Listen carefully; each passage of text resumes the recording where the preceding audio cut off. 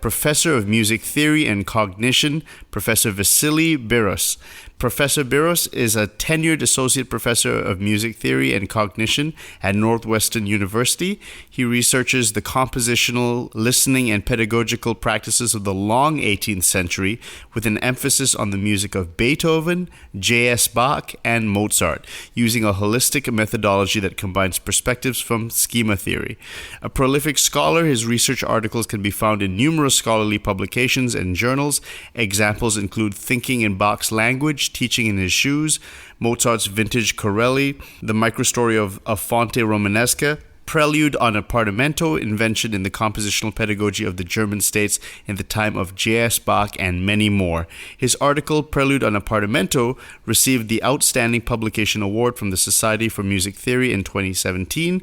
Also in 2017, he was awarded the Charles Deering McCormick Professorship, Northwestern University's highest recognition of teaching excellence and curricular innovation. Finally, Professor Byros is currently writing a monograph on late Beethoven. Professor Byros, it's so good to have you on the show today. Thank you so much, Nikhil, for having me. It's a pleasure and an honor. Now, what is the long 18th century? Could you just quickly give me a definition of that? Well, sometimes I joke and say it's still going.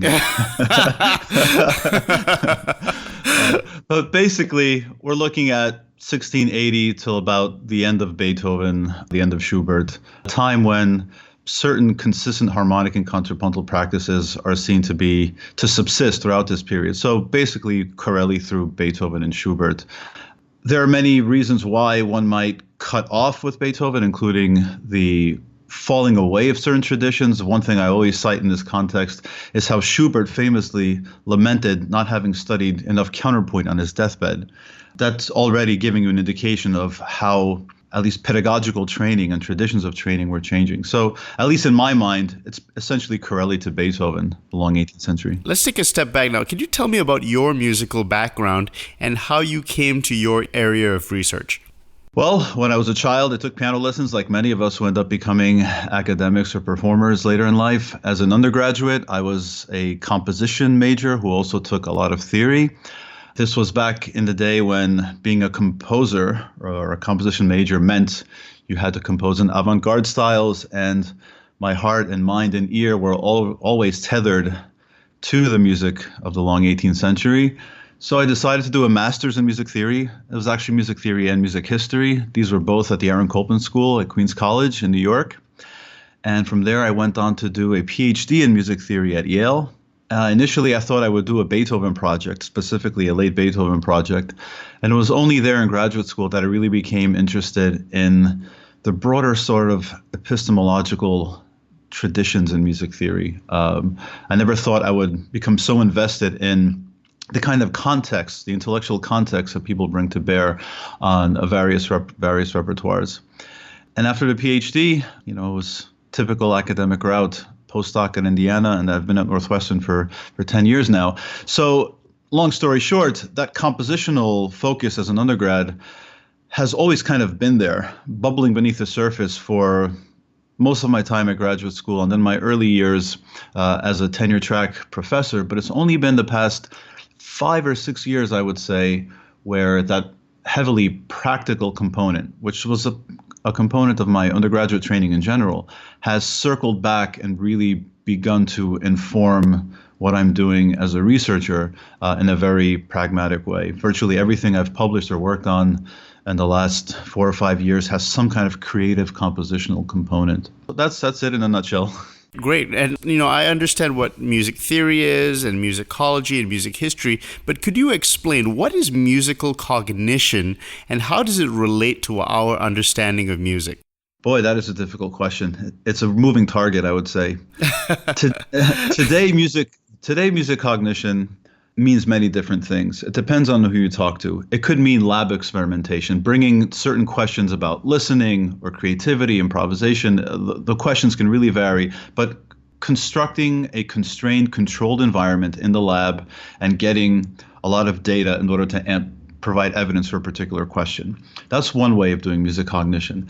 Then there's what I call, and others call, armchair cognition, which is thinking about the ways in which the mind interacts with the environment. And schema theory is one of these intellectual traditions. It didn't begin in the lab. It has a very long history that goes back to the empirical philosophy of the 18th century, even farther back in Aristotle's treatise on memory. So essentially how humans think about how the mind processes information, to use a very 20th and 21st century description. So schemas are a form of music cognition. They essentially talk about how we abstract categories from our environment and then reuse those categories in an everyday setting.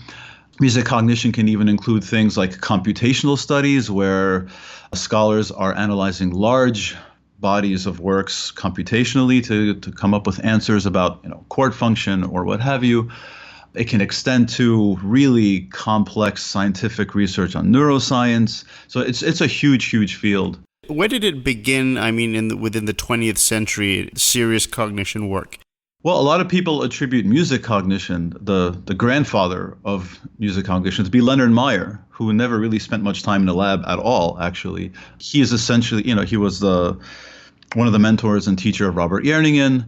They all ended up working in some capacity at the University of Pennsylvania. He was professor, Eugene Narmer was professor, Robert Jerningen was a student. And then it was mostly about, although Meyer was widely read in other disciplines, it was mostly about categorization, I would say. So that's one kind of origin story, Leonard Meyer. But I mean, even folks like David Huron, who are much more into statistics and lab experimentation, often will align themselves with a Meyer tradition in some way. People always somehow kind of go back to him as a source. Now, I guess we should start chronologically and begin with J.S. Bach. You wrote a very interesting article called Prelude on a Partimento concerning the pedagogical aspects of the Langloz manuscript. So first of all, what is the Langloz manuscript and why is it significant? Well, it's a collection of preludes and fugues, as the title indicates. I believe it's 39 preludes and fugues attributed to J.S. Bach from the German state of Thuringia. And part of its allure is the fact that it is a German collection of partimenti. Usually the term partimento is Italian. The tradition, as it's discussed today, is largely Italian and largely Neapolitan. So it's a German collection, and for that reason it's significant, but also because of this clear association with J.S. Bach. There's, of course, the question of authorship, how much of it was actually composed by Bach. And as I discuss in my article, it's likely he may have composed a few of those partimenti, but certainly not all of them.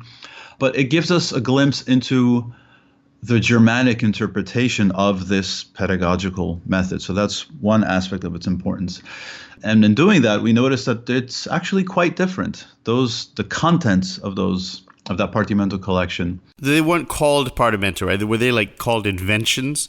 They were called preludes and fugues. That's the title page, preludes and fugues. And then you open them up and you see basically incomplete pieces with figures, very much like the Italian tradition, but much simpler in many respects, shorter. In terms of its musical quality, one of the sort of pieces of evidence people advanced early on when this was discovered for it not being by Bach is that in terms of their musical quality, they're not, let's say, stellar, many of them, or they're very simple, more of a pedagogical nature. And what I tried to do, at least from my perspective in that piece, was to see, well, let's just see if we can figure out how this collection might have been used by Bach, knowing what we already know about his teaching.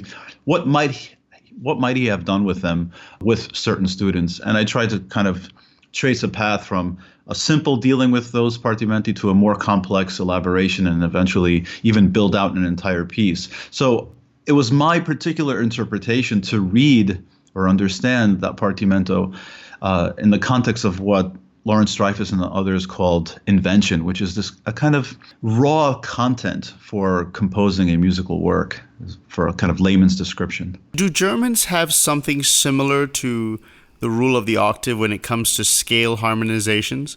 Oh, sure. So Heineken's treatise, for example, he calls them the schemata modorum, the schemas of the mode. And they're basically they're the rule of the octave in all but name. Virtually any 18th century Thoreau-based treatise will contain some version of that creature, right. Whether it's called the rule of the octave or not.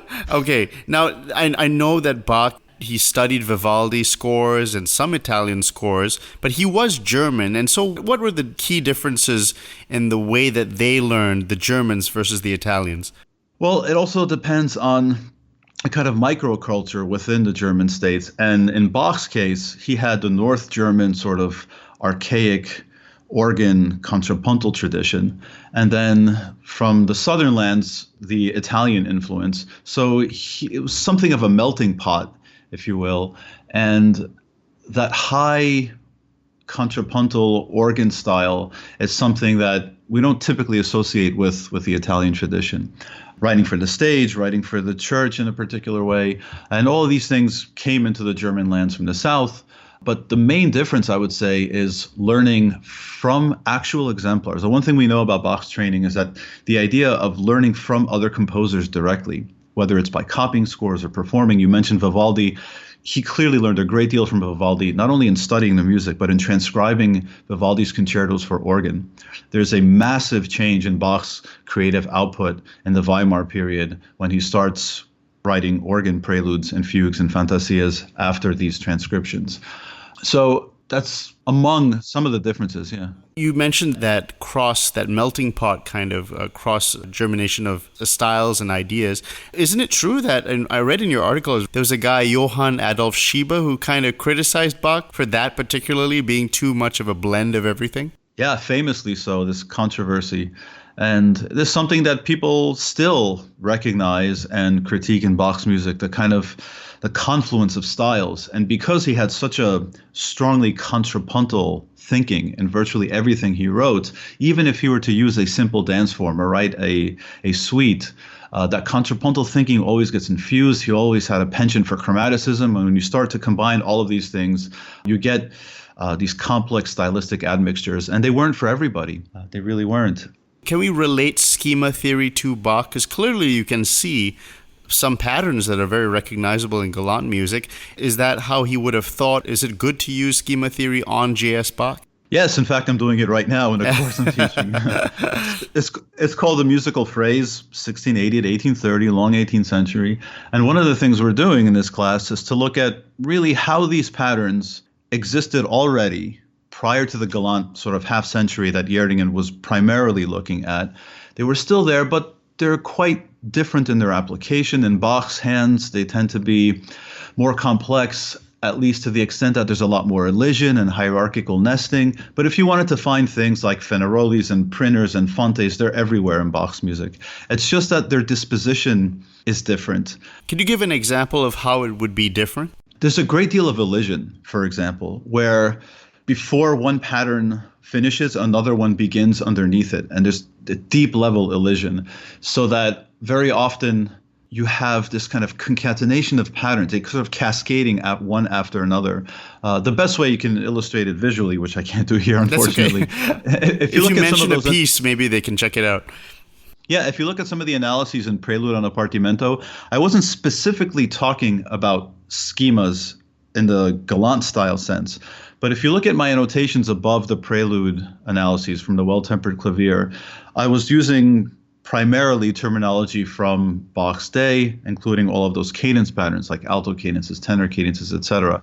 But this elision principle and hierarchical nesting principle I'm talking about can be visually seen in those analyses.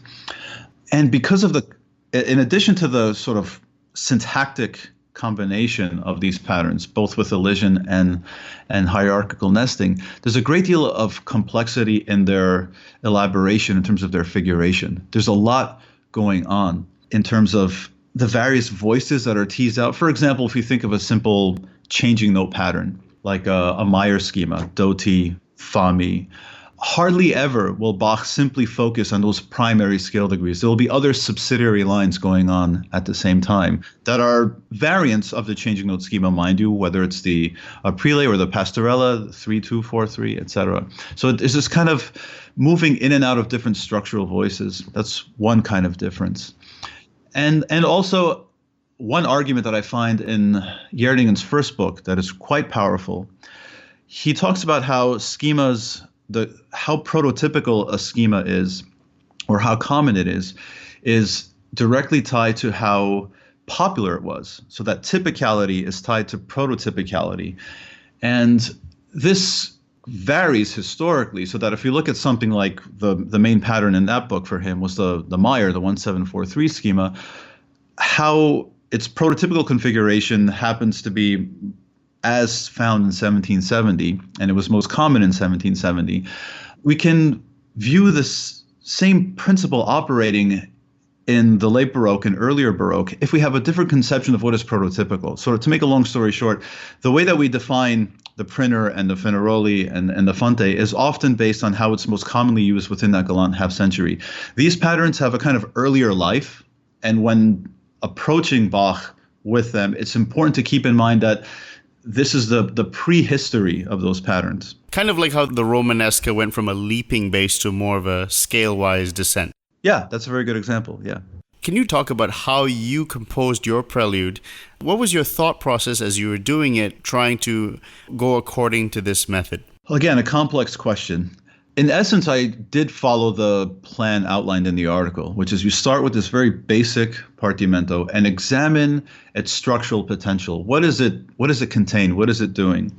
And the main idea there seemed to be this principle of long-range scale harmonization, which you find in the Bach preludes. So from there, it's just one step to take a step back and see how you can just build on that one principle alone, so that you don't have just one scale, but several scales, and you can build out and build out and build out and extend. So you can take something that's 11 measures and make it 40 or 50 or 60.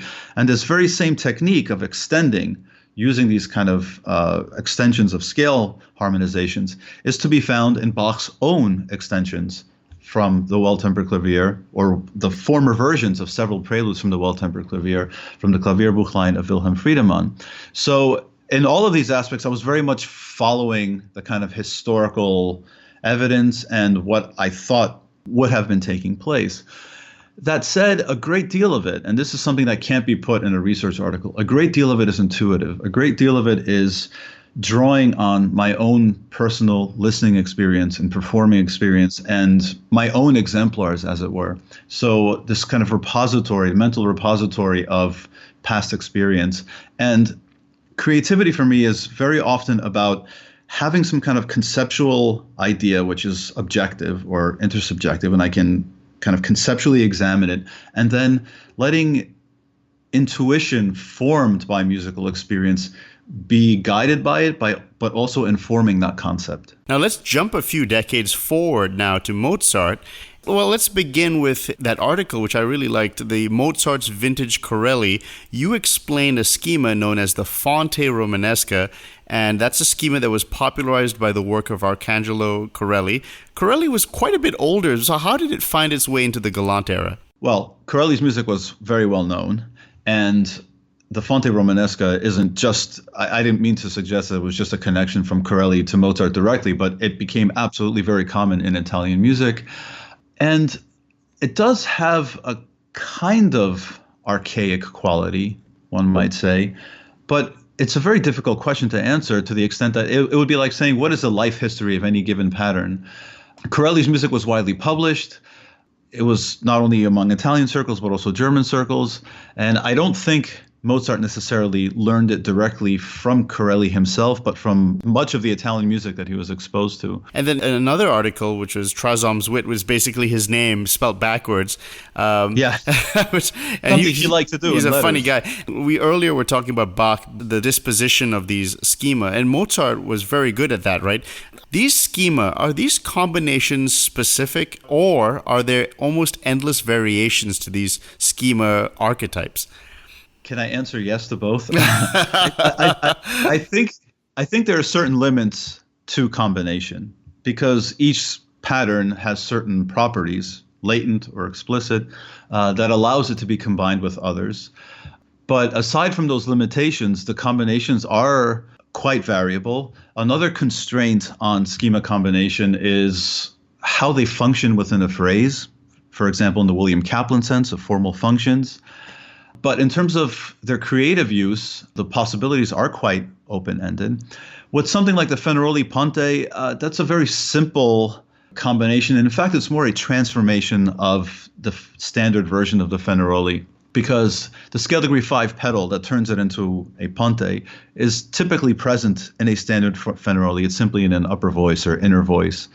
So in that case, it's an interesting situation where what turns it into a slightly different pattern isn't so much the content, because as I say, that pedal is already there, but by dislocating that scale degree 5 pedal into the bass, you suddenly turn it into a dominant organ point or pedal point, and all of the potential form functional uses of that thing now are available to you. So the creativity or potential for combination or new use is mostly form functional in that sense. Someone like Mozart, he died young, but when he was very young, we can look at his early works and his early compositions. How familiar was he with all these different schema? Well, one of the difficult things to deal with in answering or thinking about a question like that is these names, these schemas are, of course, mostly 21st century inventions, right?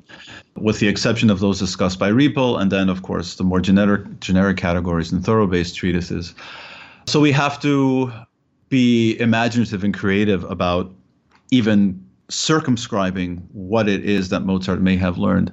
I think the best provisional answer to that question is in a chapter in Jerningen's book, The Child Mozart, where the really strong evidence for showing how a very young child Mozart is imitating these phrases. We might call them fenarolis and printers and what have you today, but he's clearly imitating these phrases from other composers.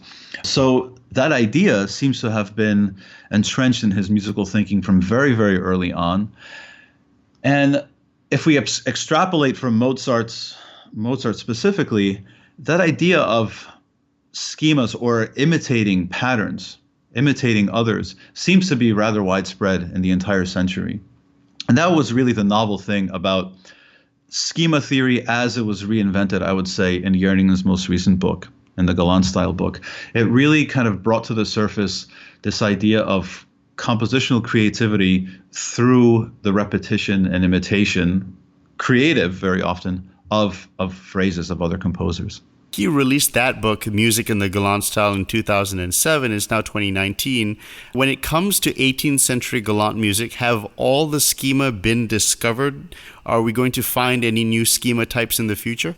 Oh boy, this is a huge question. The short answer is yes. Folks like John Rice and other scholars, another one that's coming out soon in the journal Music Theory Spectrum, the Volta schema by Nate Mitchell. He's a graduate student at Princeton.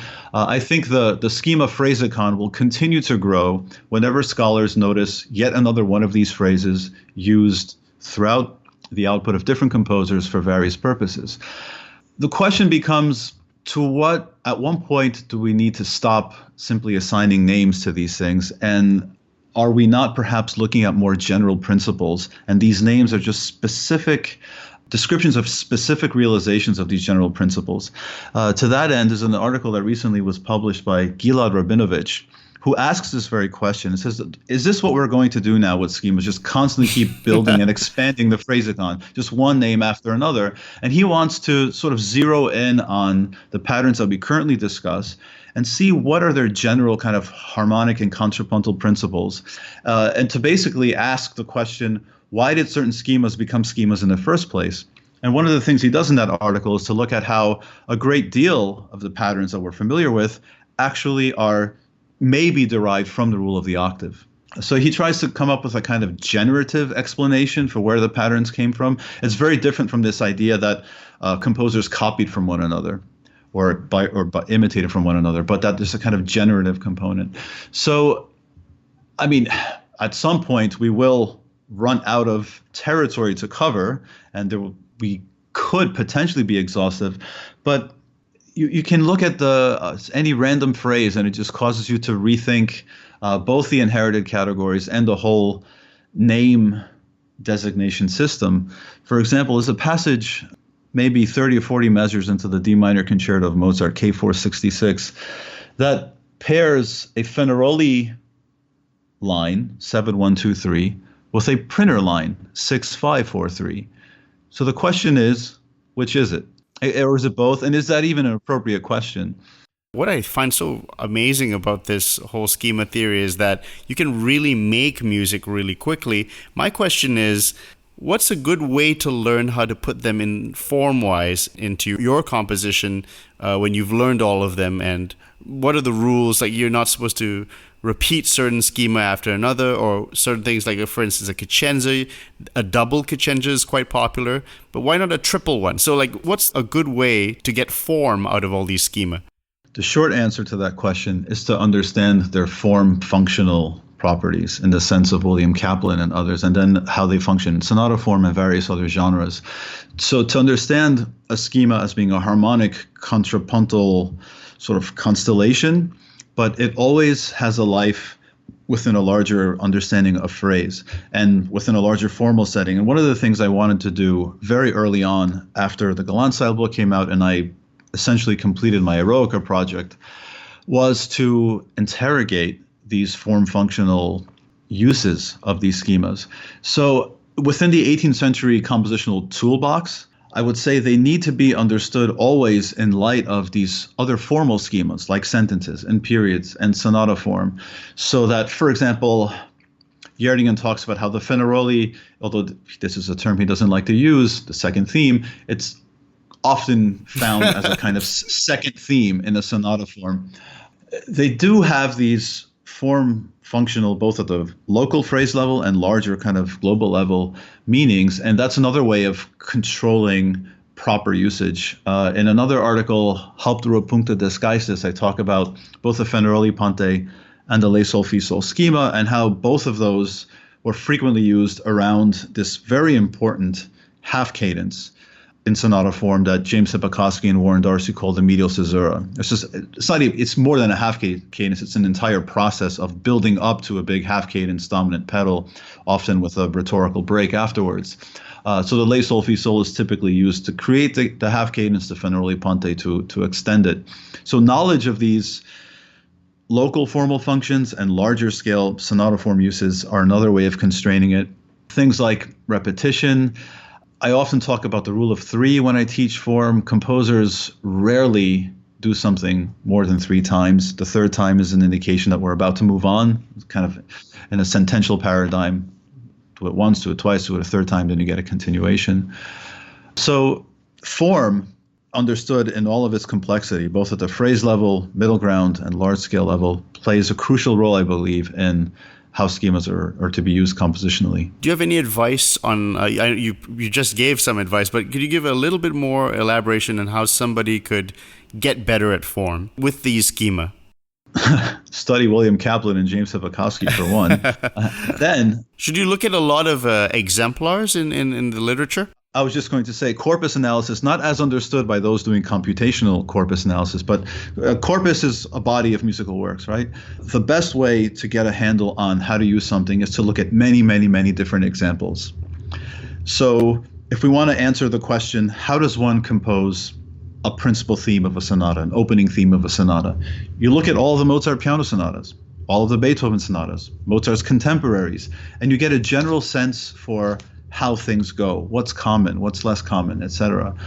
And it's through that kind of learning process that you in part imitate, but then while you're imitating, ideally also being creative. Let's move on now to Beethoven now. And your dissertation was The Foundations of Tonality as Situated Cognition, 1730 to 1830, and it used Beethoven's Eroica Symphony as a case study. You mentioned it earlier, the harmonic schema known as the Le Sol Fi Sol, to help explain the tonal perception and practice in the 18th century. So talk about your dissertation and how you were using the schema and how you broke down the Eroica Symphony, because let's face it, before all the schema theory, people would have looked at Beethoven's symphony, they would have analyzed it very differently. Yeah, the first thing I should say is that dissertation does not analyze the symphony as a whole, although I get into other aspects about its broader conception. It was only later in other publications that I dealt with the symphony as a whole and the implications of the dissertation. But the question I wanted to answer in the dissertation simply was, why do people hear differently in different historical periods? And the Eroica Symphony offers its ripe territory for this particular question, because that opening move where Beethoven introduces a C sharp in the context of an E flat major piece has created all of these interesting historical ripples. And one of these ripples is what people say, well, there's something kind of ambiguous about it. We don't know where it is, kind of tonally. Whereas other listeners in the 20th century just firmly hear it in E flat major, no problem, that C sharp is kind of a lower chromatic neighbor to the leading tone D. And then in 1807, you have this famous editor of the Leipzig Allgemeine Musikalische Zeitung, which I jokingly refer to as the New York Times of music of the early 19th century. He's the editor of this journal, and we believe this review was written by him in 1807. He talks about this move where Beethoven introduces E flat D C sharp D very casually as having modulated to G minor, and then he says it's in bar 10 where Beethoven brings us back home unexpectedly in E flat. This is a very, very different way of hearing this opening theme. For Rochlitz, G minor is the normal thing, and the E flat that comes back in measure 10 is the abnormal thing or the unexpected thing. So the way I brought schema theory into the fold for that project was to answer the question, why do people hear key differently across historical periods? And by a combination of corpus analysis, analyzing many different works, I believe I had close to 3,000 compositions from 1720 to 1840, reception history, pedagogical documents, reviews. The Le Sol Fi Sol was a way of explaining a mental category for why someone like Rochlitz or other listeners in Beethoven's day would have so casually heard a modulation to G minor at the beginning of the symphony, and then how this schema's life history begins to dissipate or fall away in the 19th century when musical languages became much more pluralistic and complex, and habits of listening happened to change at the same time. So the bigger argument from that project was how style change is directly correlated with habits of listening. If you're familiar with the way 18th century music goes, you will tend to bring those kinds of expectations on music, no matter what you're listening to. Speaking of cognition and people hearing things differently across the ages, could you talk about your experiment? You brought some listeners to listen to a Mozart symphony, the K318, and where people who are very heavily exposed to 18th century music were able to hear a modulation earlier compared to people who are not used to hearing 18th century music? Yeah, I'd be happy to. So basically, that experiment, to even use the word experiment is a bit too highfalutin and fancy. It was just it was a listening exercise, and it took place in two contexts. The first was at a colloquium here at Northwestern. I simply asked students and faculty to name the measure number or measure numbers at which they first hear a modulation in that symphony. And then I did it again at the Society for Music Theory on a interest panel for corpus studies. And the outcome is people very familiar with late 18th century music will have heard not only the printer, but also a particular species of the printer, going back to this idea that schemas have a common formal location, a modulating printer that is typically used in the transition of a sonata form. So if you are familiar with that context, both the printer and its modulating variant in this formal location, and again, building on this idea that a schema is a cognitive category, the mind kind of activates the whole pattern. And by activating the pattern, you have already brought yourself into the new key well before any accidentals have been introduced. No so kidding. That was the that's the upshot of that argument. So that a major triad is heard as a subdominant retroactively simply by perceiving it as the first stage of a printer. And that was my way of trying to flesh out through a different context the same principle underlying my main argument in the Eroica project, which is that if you recognize that the schema is there, you change key at the same time that you recognize a pattern. So that schema recognition comes along with a perception of key. So as soon as you recognize the pattern, you just immediately default into the normal key for that pattern, depending on where it's pitched. And you found that it was the case then. So people were being able to identify the modulation much earlier.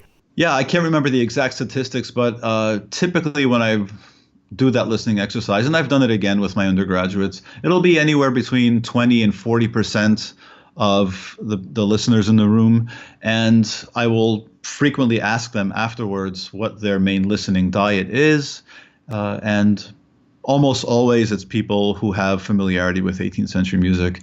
Some also happen to be students and scholars of 18th century music that would have been familiar with these patterns themselves.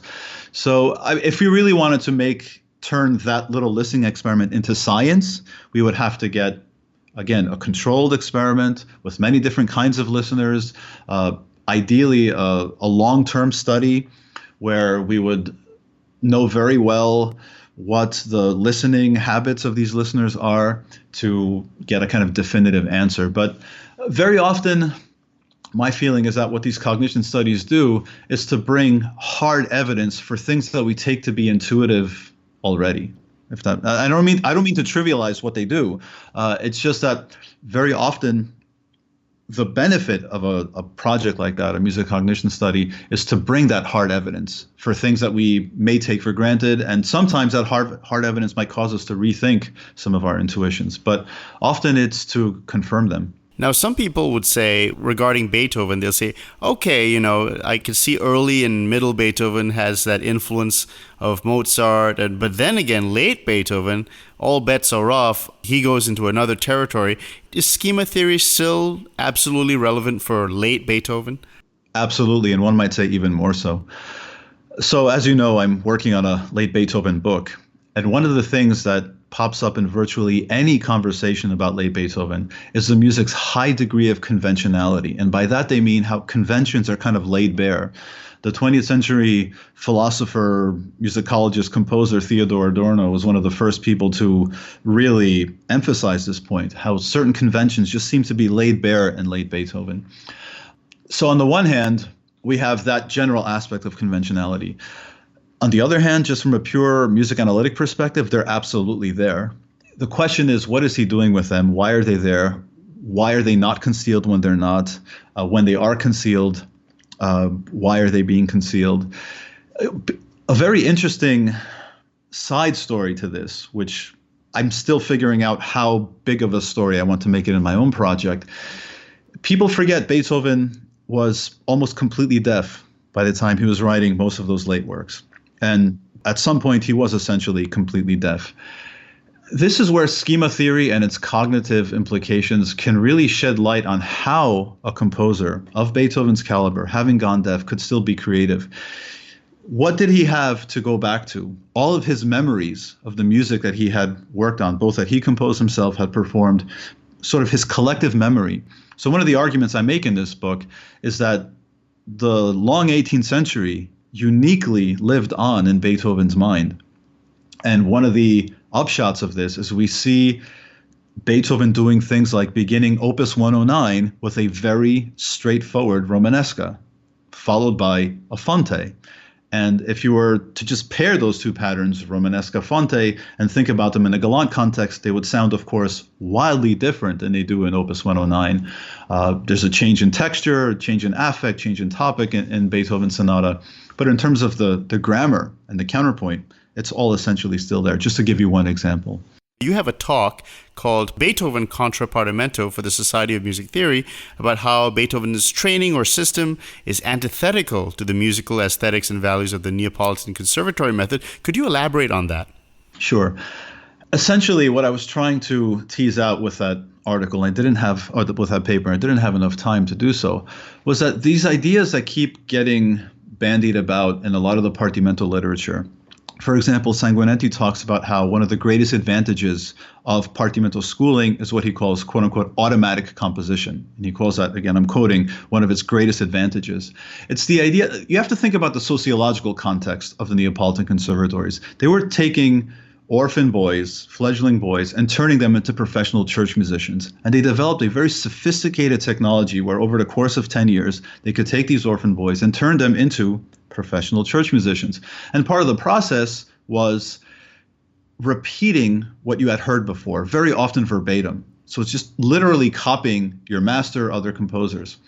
Well, what I did in that paper was to show how, from a different perspective, certain critics, including a Neapolitan and composer by the name of Rinaldo di Capua, who was interviewed by Charles Burney, the famous music historian, in 1770, Capua, a Neapolitan himself, complained that everything in music had already been done before, and that the only thing composers have to do now is to repeat themselves and one another. Right. And Burney agreed in 1770. This idea of copying other composers as a quick way to compose, it does solve that creative problem, but also creates an aesthetic problem, which is, well, how are we going to be original and inventive? And it's that particular idea that is really antithetical to the values that Beethoven grew up in. So some of the folks I cited in that paper would be Beethoven's teacher, Christian Gottlob Nefe, who was espousing ideas published in Zülter's Allgemeine Theorie, which involve things like invention and creativity and originality and development and taste and expression. And it's all about the individuality of a composer's voice and of a particular composition's voice.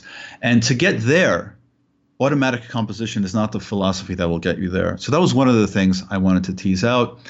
And I had a practical way of doing it. I had several different realizations of a Bach partimento, actually. The BWV 908 Fantasia in D major. I contrasted my own realization that tried to imagine how a Beethoven might have realized his partimento at the end of the 18th century at the Imperial Library of the Baron van Swieten, where we know Beethoven performed some of Bach's music, and to compare that with some present-day conservatory models coming out of, for example, the Schola Cantorum in Basel. I want to turn to education now. You're a professor of music theory and cognition. What are some common mistakes that you find when you're trying to teach students schema theory and the rest of your research? A very common problem is a resistance to the idea of patterning, which I find really strange. Especially if students have come in with AP theory from high school and they've learned, your Roman numerals and all your standard chorale style voice leading. There's a resistance to the idea that things could actually be a lot simpler. In other words, don't think about salami slices that are only vertical, but they're also salami slices that are horizontal, and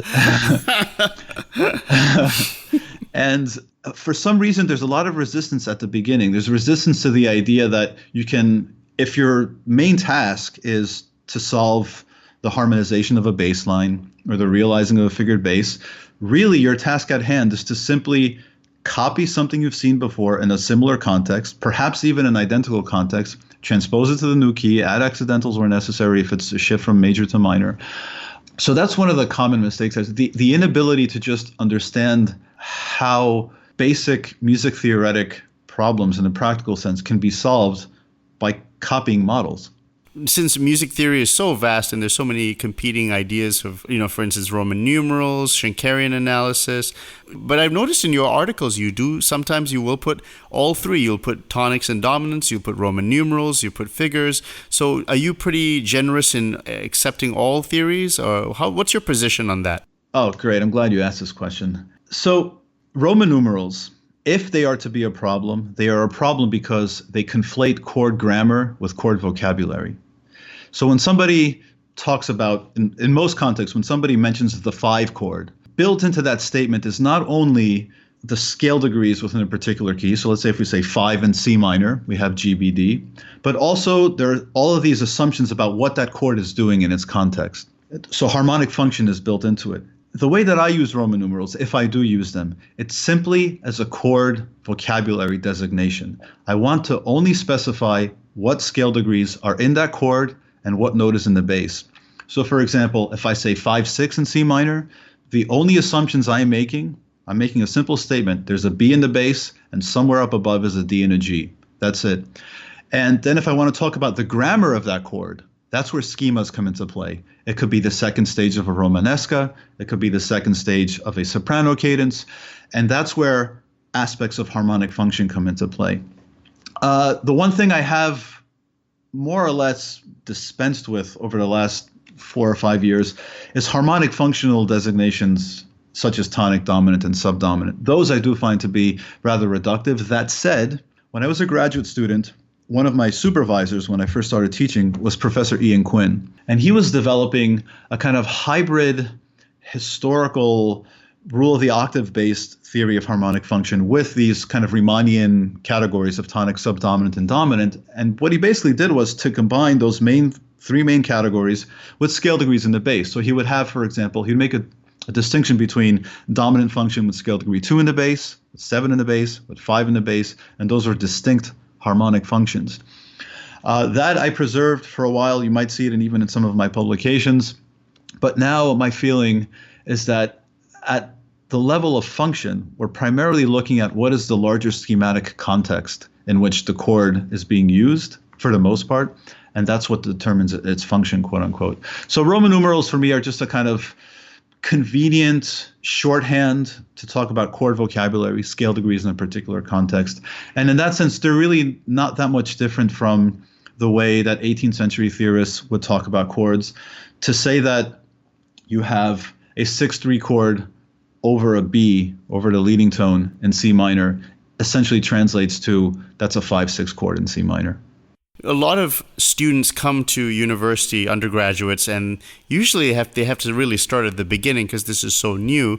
If you could really advise maybe a parent whose kid is maybe starting from scratch in zero, let's say the basics of piano playing are there, music theory, what would you recommend they start with so that when they come to you at 18, they have all these things in their back pocket? Well, absolutely. I think all of the things that have become popular in the academic and performance sphere lately, partimenti, schemas, all of these things should be part of a pedagogical diet. That said, I really do think those are music theoretic things, not musical things. They're not the substance of music, and they need to be paired very carefully with actual repertoire. And that pairing has to do with seeing how these patterns, concepts are in the music that they're performing. One of the problems, I think, in the way that music is taught, classical music anyway, is it's been essentially bastardized from its original context. And Giorgio Sanguinetti has the most beautiful summary and characterization of this in a 2014 editorial published in 18th Century Music. He likens present-day classical performers to this video produced by the Board of Tourism in Italy, but that shows Dustin Hoffman reciting an Italian poem. I believe it's L'Infinito, and you see Hoffman kind of practicing. He's practicing the intonation, and he wants to get this just right, like the way a performer practices. And what's the catch? Hoffman doesn't speak a word of Italian. So in a similar kind of way, what we need to do is to get young musicians to understand it as a language. It's something that they're speaking, not just pronouncing. And music theory is a way of doing that. I don't think it needs to be limited to schemas or partimenti necessarily.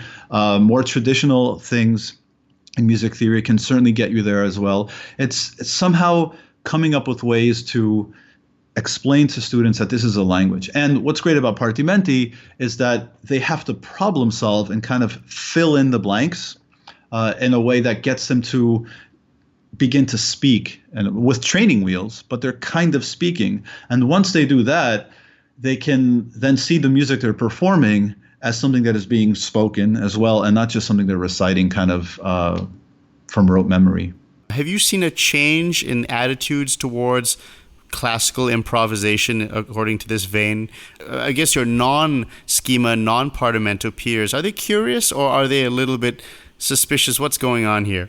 There are two ways to answer that question. The first is, I think improvisation has been completely legitimized by this new theory. It already existed and people highly respected it already, but now that we have kind of a craftsman's approach to classical improvisation, it is absolutely legitimized. It's a professional thing. It's done and people respect it, even if they're not necessarily interested in doing it.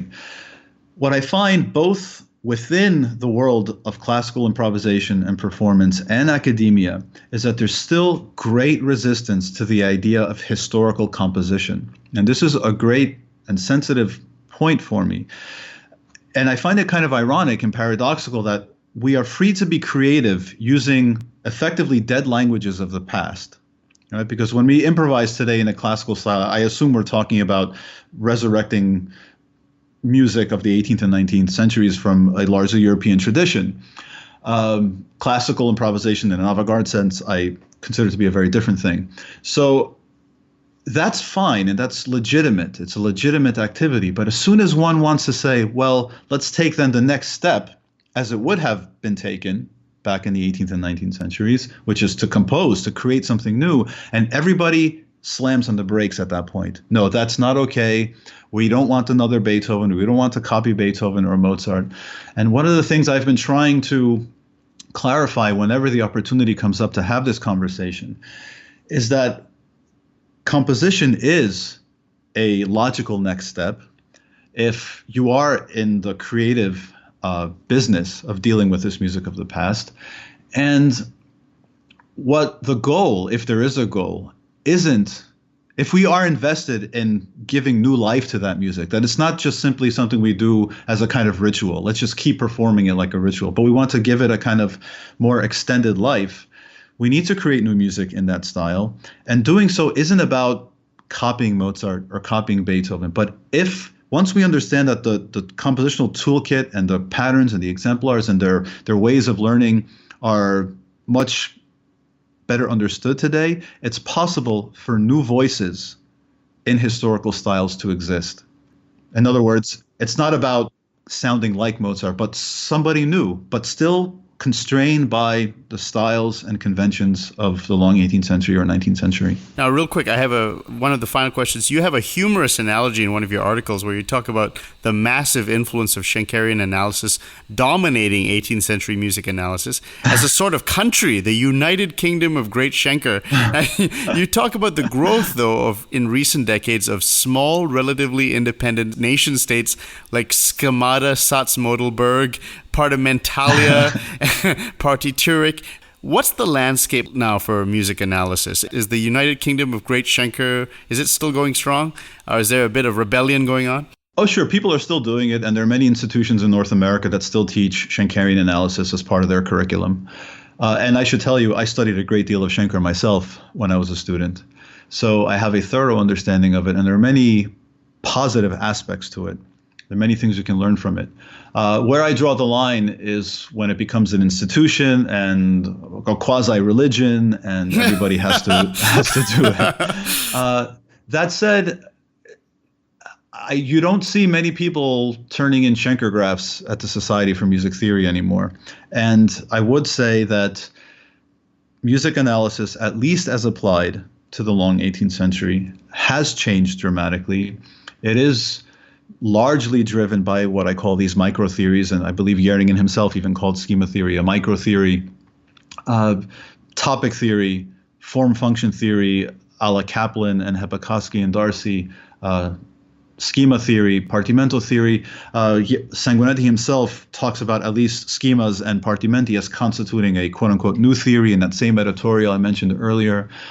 So they're ununified, and because they're ununified, they're very difficult to implement in a university curricular setting. For example, one of the things that gets discussed even within my own program here at Northwestern and certainly at other programs is what do we evaluate students on for if we have a qualifying exam on music analysis? In the former days, there used to be Schenkerian analysis and set theory. So for tonal music, you have Schenker. For atonal music, you have set theory, and your methodologies are covered, your repertoires are covered. It's simple. Now we have this much more diverse body of theoretical tools, all applied to similar repertoires, but it's not as easy as saying, okay, we can just expect a student to produce an analysis that uses all of those things. First of all, the field is still getting its handle on how all of these things are talking to one another. It's something I've been invested in over the last decade, for sure. But it doesn't lend itself to a simple kind of institutional application. So for that reason alone, I think Schenker still exists in many parts of North American curricula. And also because of its utility. It does still carry great intellectual heft and practical application. A course that's frequently taught is performance and analysis from a Schenkerian perspective. So, I was joking in the context of that map. That you have to understand the original context. It was a Friday evening at the Society for Music Theory conference. I was a respondent to a series of papers, and it was my kind of comical way of trying to shed light on the changing tides of music analysis with regard to the long 18th century. Right. Okay, Professor Byros, when is your late Beethoven book going to come out? And your second one, The Musical Creativity and the Historical Imagination? That depends how soon they can clone me. I'm hoping the late Beethoven book will take no longer than 3 years from now. It's in the later early stages, I would say. I've applied for fellowships to try and get some time away from teaching to write it. And the other project it's on the back burner, but a lot of the work has been finished there already. So to be frank, one of the things I'm struggling with here is deciding which one should go first, and the outcome of these fellowships I've applied for will really determine which one gets written first. Any plans or research articles for 2020? Any upcoming events, talks you'd like to mention? Well, I'll be speaking at the Eastman School of Music in January on the Ninth Symphony and the Missa Solemnis of Beethoven. This is from the book project. There will be more Beethoven stuff coming out. Nancy November edited a collective volume on the Eroica Symphony, the Cambridge Companion to the Eroica Symphony, and that's where I finally tie together a kind of large-scale analysis of the symphony connected to the dissertation and the implications of all that G minor stuff. That's coming out as well. And then after that, I'm going to try and find a cave where I can write my book. Oh, that's awesome. Well, the great Professor Vasili Byros, thank you so much for coming on the show and talking about schema theory and all your research. It's really amazing. It's fantastic. And it really is a cultural shift, the way this thing is going. It's a lot of fun, I have to say. And it's really cool to talk about these things. You are a highly requested guest, I might like to mention. And if you'd like to hear more from Professor Byros, you can go to his website, vasilibyros.com. Check out his papers on academia.edu. Professor Byros, thank you for coming on the show. Thank you for having me, Nikhil. It's an honor. Thank you.